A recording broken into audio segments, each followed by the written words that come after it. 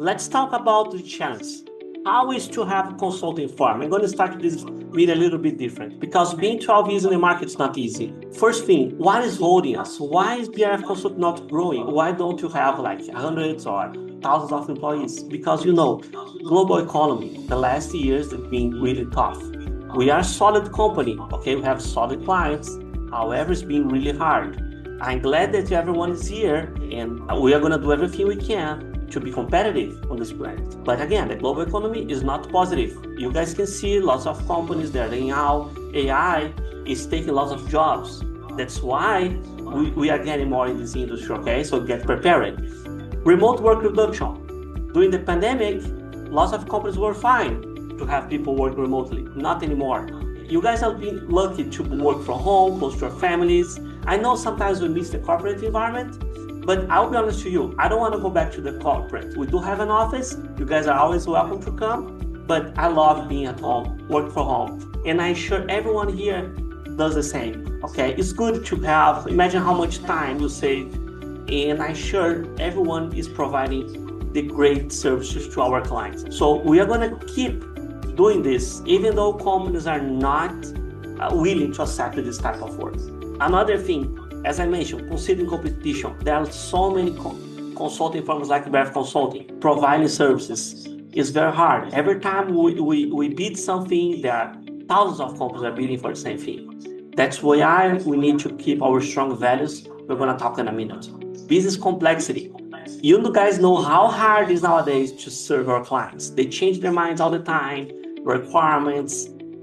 So we map everything. They not have the reason all the time. We needed to convince them for things. I know how hard is your work at the end of the day. That's we are consultants, right? We are giving another view and a technology expertise to their business, but we know how hard it is. And vast number of technologies. Yeah, guys, we do have several tech partners. There are lots of backgrounds here, programming language, those things, but there are thousands of startups of great products in the market.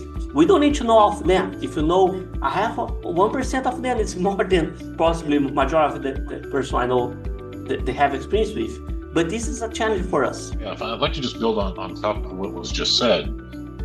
There is a big distinction between staff augmentation or just being a resource for a particular technology, for example. There's a big distinction between that and being a true consultant. Yes, there's going to be those jobs or those projects where we are a little more than, fulfilling a role as staff aug. We're an expert in a particular technology, and we're expected to solve a particular problem within that technology.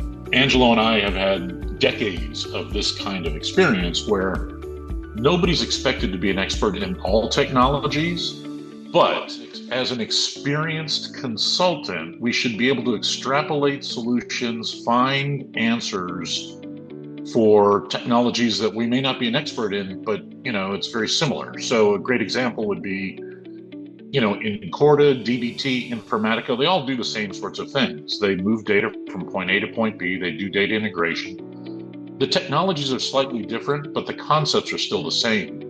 So rather than just presenting ourselves as a DBT expert or a Informatica expert, we need to make sure that we're always proposing and demonstrating that we are true consultants and we can find solutions for any of the client's issues, regardless of the technology.